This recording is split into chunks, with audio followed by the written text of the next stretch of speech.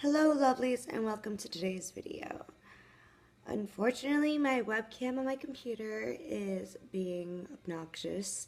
I blame it on retrograde, but it's not like I ever had time to do full edits anyway, so we're going to be using the lovely iPad today. So anyways, today's video is on empaths and mindfulness. So basically what we're going to be talking about is the importance of mindfulness for empaths. So we're first going to start real quickly by saying what mindfulness is.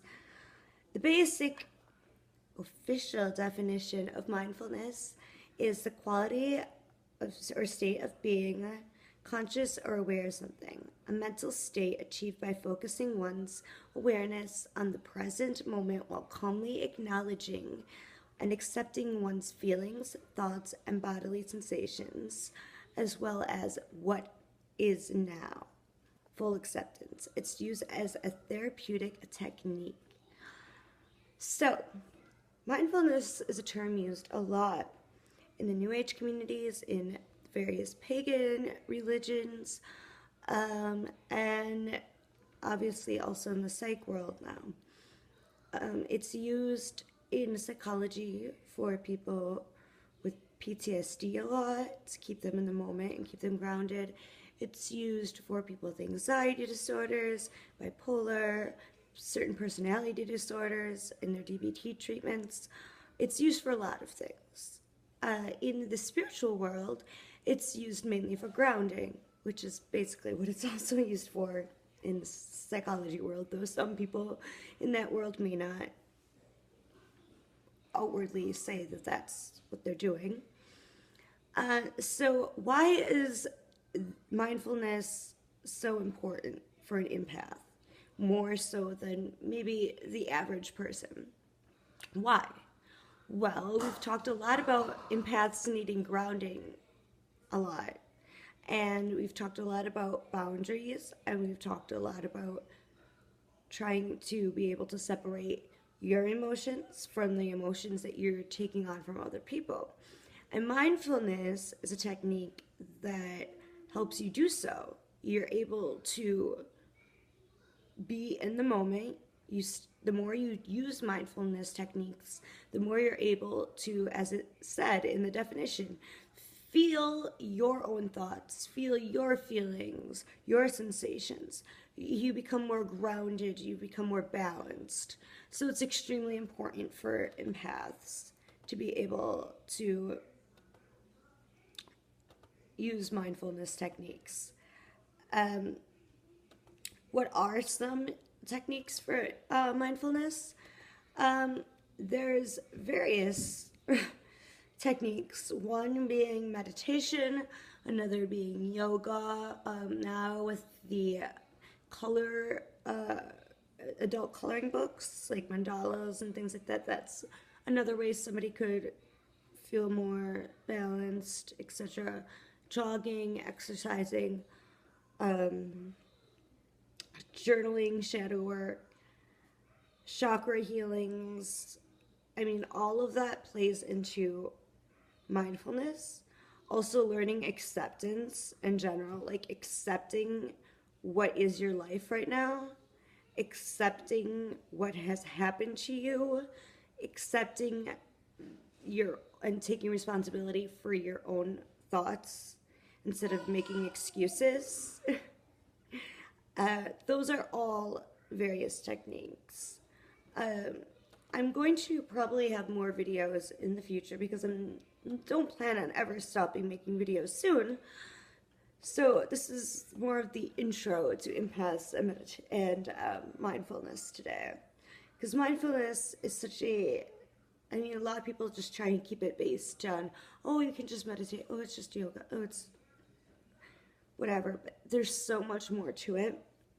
And I'd like to talk more about it after we discuss shadow work, which is what I'll be talking about next week.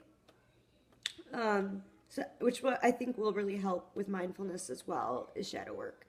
I'm not going to explain anything to do with that right now.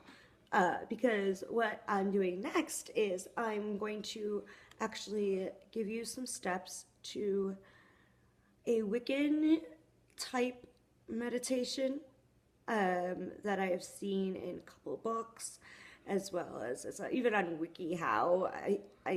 Think I recall it's being there. It's on other websites. It's a popular thing, and it's easily transferred into any other spiritual belief system, as well as an atheist who just happens to be highly sensitive can do this as well. So, with that said, I will go into the few steps for doing such. And it's really just how you do basic meditation without a guided meditation in general to begin with. Just adds in like a wicked aspect, I would say. And I have it written down in my notepad on my computer. And for some reason, my computer now is just being obnoxious, even more so than the camera. And now my iPad, which is plugged in, is saying it's only on 10%, which it's like, okay, but you're charging. You shouldn't be screwing with me right now. So yeah, I'm having some difficulties apparently.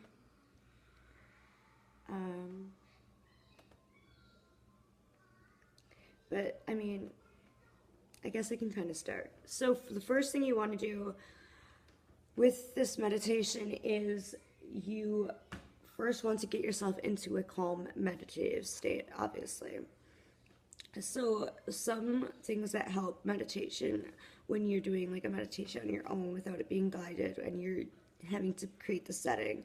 And you can use these things as well when you're using guided meditations, which I post a lot of. So first you're going to need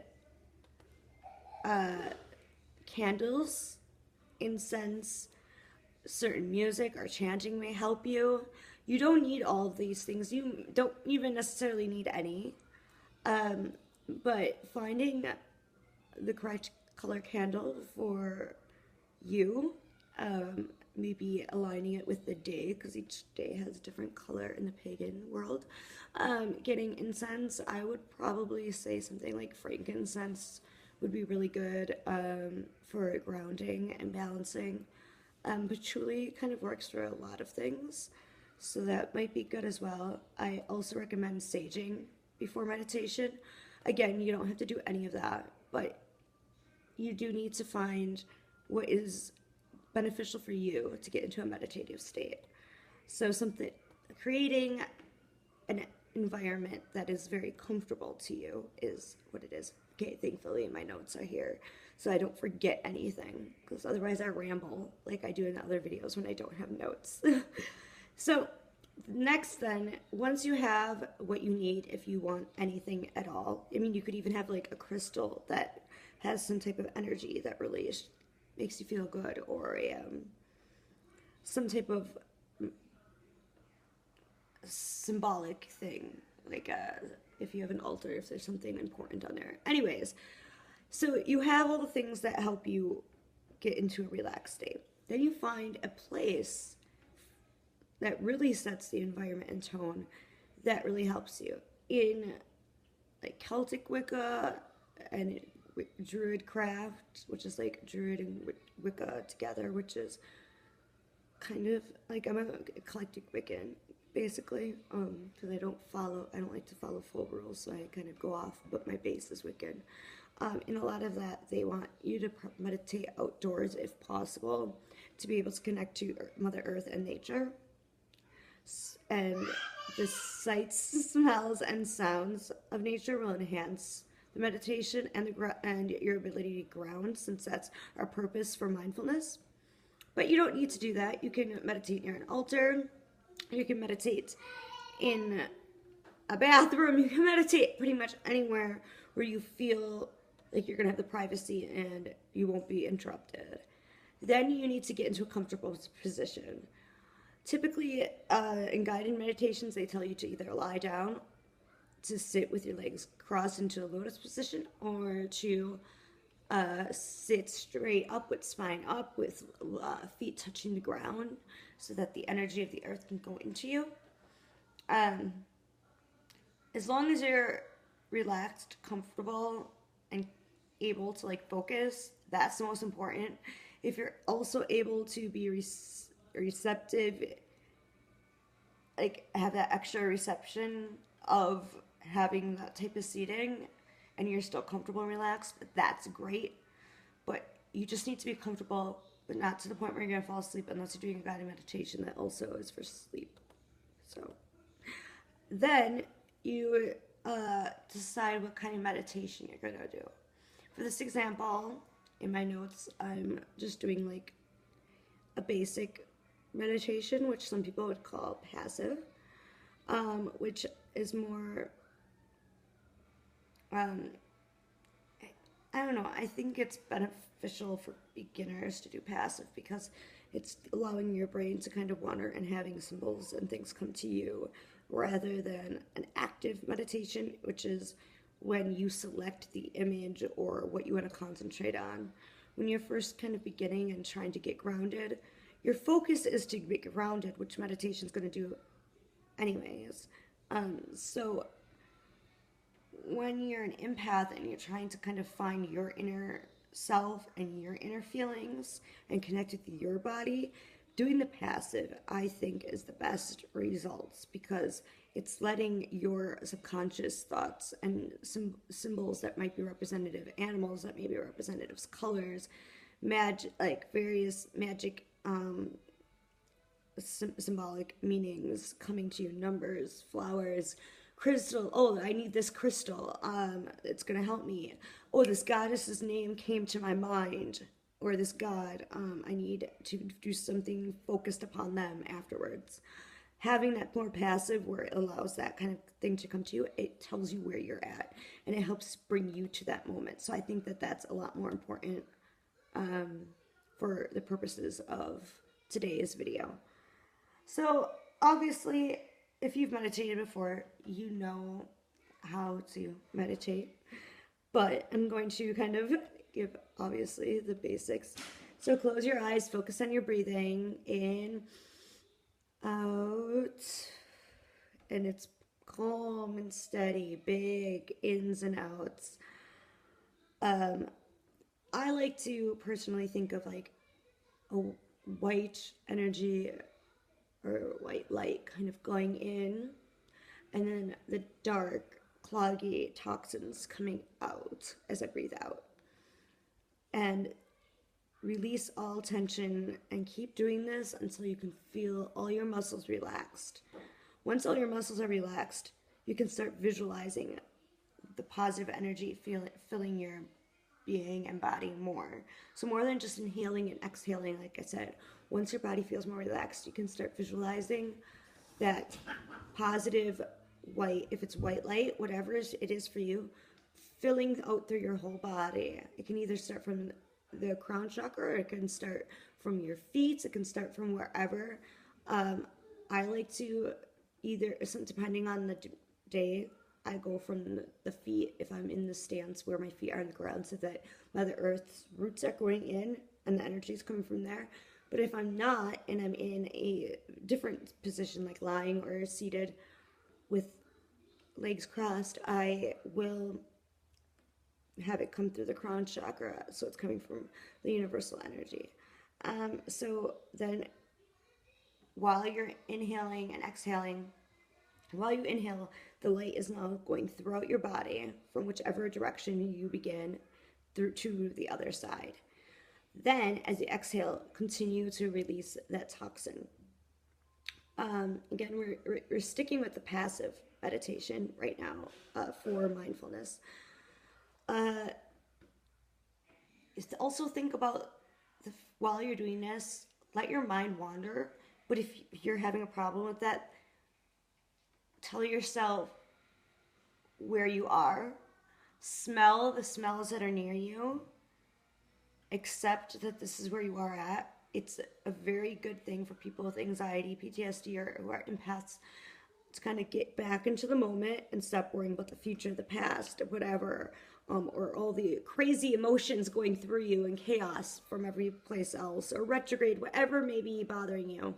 So take in the smells, touch something near you, feel the energy of that, feel where you are, allow all these things to start coming from your subconscious. Once you're done with the meditation, thank the goddesses and the gods, or the universe, or universal energy, or God, whatever your belief system is. Then I would grab a notebook that you should have handy. This will really help with the next video, which is shadow work. Write down things that came to you during the passive meditation. You can sketch images, whatever, just any thoughts before you move on with the day and could forget. And if you are a Wiccan or a pagan, the next thing you do, besides the thankfulness that you already did, try to, I would light a candle or do some type of offering to the goddess and gods like you would in a ritual. If not, you can, if you don't want to do that, even if you are Wiccan or pagan, I would say everybody who's an empath, especially, think of 5 positives that you are thankful for in your life to show gratitude, and 5 things about yourself, inner or outer. I like to say a mix that you like about yourself. So then we're already getting ourselves grounded, we're getting mindfulness, we're also starting to slowly head towards shadow work in a sense as well. So it's very therapeutic, and I think that this is a very important thing for everybody to do. Like I said, I usually post guided meditations that I think are important. I also will do guided chakra healings on the phone, even though I typically do the long distance chakra healings without the phone. And then I just do it and tell you what time I'm doing it when it's long distance. But on the phone, you kind of get you get mindfulness while I'm doing the healing. So that's something too. And there's other witches and spiritual healers who do that as well, if you're interested in something of that nature. So that is my 101 on mindfulness. Again, I'm going to obviously give so much more on mindfulness in the future. I hope that these tips on meditation, a passive meditation helped. I will be writing a newsletter at some point in the next couple days with all that written in it. Otherwise, if you want me to write it down for you or post it on my Facebook page, please send me a message, and either on here or Facebook or whatever, and I definitely will do it. So that's it for the basics of mindfulness and the empath. Again, mindfulness is extremely important. I will be continuing in the future about that. Side notes, as for Lilith's Laboratory, shameless, whichever you want to say, little marketing. Since I am kind of refocusing my witch biz on healing and empowerment and education for empaths as being one of the main things, I still will do fun things like astrology or other new age and witch things, but my main focus is empaths. I am going to have ready to ship empath energy renewal power oil potions that I obviously make with magic and intentions, and those you can order only through PayPal right now. I'm probably going to put them on my Etsy. I'm really not using my Etsy anymore because I'm slowly working on a website, and I just feel like it's easier to just do PayPal since that's what I use for my services anyways. But I might put it on my Etsy, but for now it's my PayPal, which is lilithrevena@yahoo.com, which I'll put below. Until Mercury retrograde's over on the 22nd, all my products are on sale. So these oils right now will be $8, and then after retrograde there'll be 12. Shipping and handling for each will be $2.99. I'll also be releasing a protection oil potion, and that will be ready Sunday as well. I also have body scrubs and bath salts in all the same